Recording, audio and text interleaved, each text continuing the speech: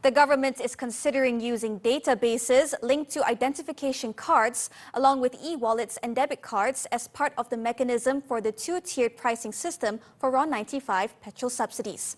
Finance Ministry Treasury Secretary General Datuk Johan Mahmud Merican said it is important for the government to create a mechanism that reduces subsidy leakages. Currently, 15% of users are made up of foreigners and the wealthy. They were found using 40% of the government's petrol subsidy. Therefore, a mechanism to reduce leakages needs to be implemented.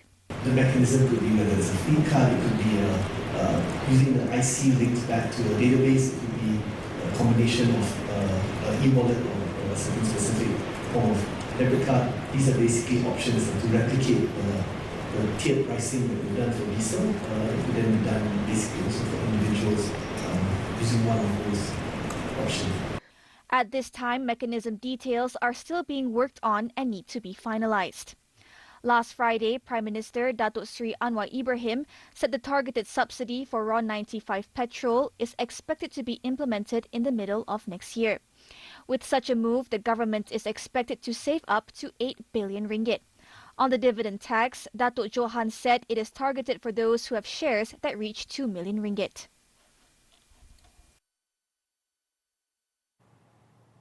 The freeze on foreign worker employment quota applications will continue until a date to be announced later.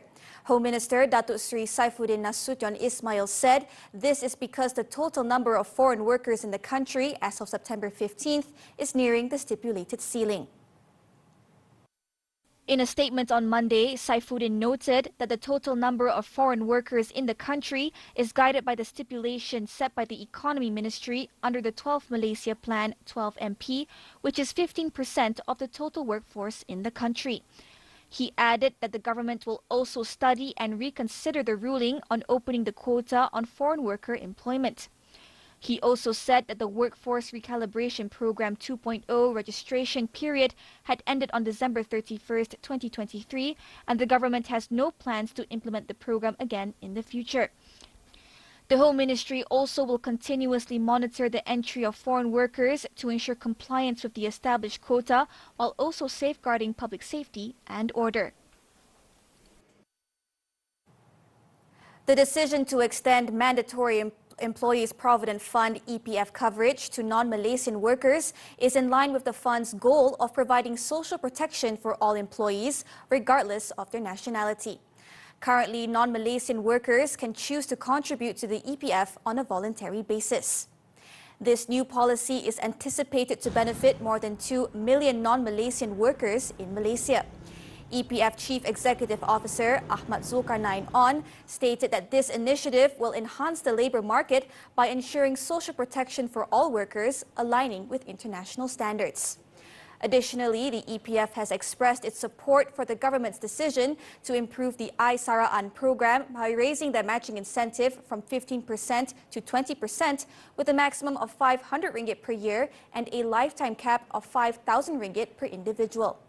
This enhancement, set to take effect on January 1st, 2025, is expected to benefit over 330,000 current and new Saraan participants.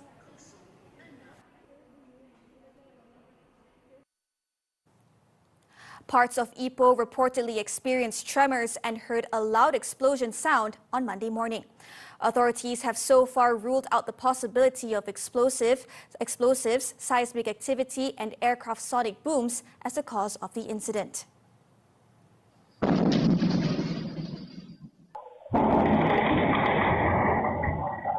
Earlier, Ipoh residents were alarmed after feeling vibrations for several seconds, followed by a loud boom over the city.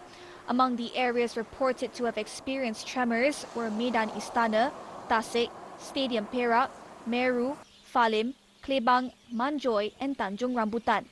Motorists plying the North-South Expressway near the Menorah Tunnel also reported similar incidents. The incident sparked various speculations among the public. Perak Police Chief Datuk Azizi Mat Aris stated that investigations are still ongoing as there were no explosive training exercises conducted by the General Operations Force in Ulu Kinta. The Land and Mines Office also confirmed that no explosion took place in the quarry areas before noon. Checks with the Malaysian Meteorological Department found no seismic activity in the Kinta district, even though an earthquake was reported in Halmahera, Indonesia at 11:24 a.m. Meanwhile, Civil Aviation Authority of Malaysia, CAAM Chief Executive Officer Datuk Captain Nur Azman Mahmud confirmed that there were no military flights in the airspace over Ipoh. This effectively ruled out the possibility of a military aircraft's sonic boom as the cause of the loud explosion sound and tremors. In Kuala Lumpur, 3 men were injured in an explosion on the 9th floor of the GM Plaza in Chow Kit on Monday. It is believed that the incident was caused by air conditioning gas refill work.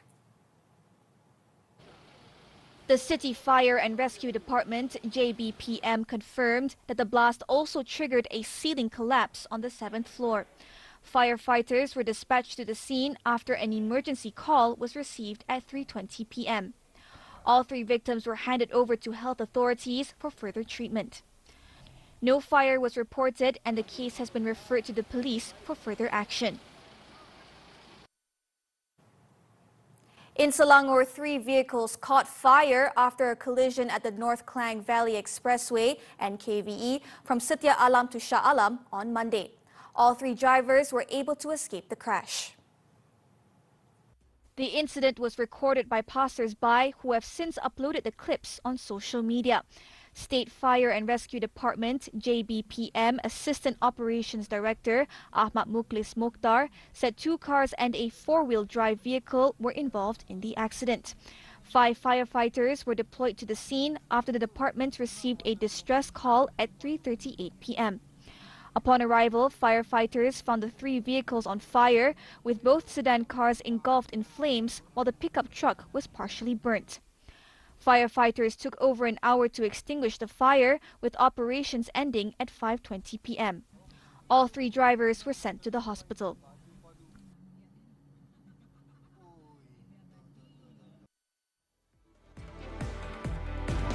Young Tigers lose yet again. Actions from Sultan of Johor Cup when we return.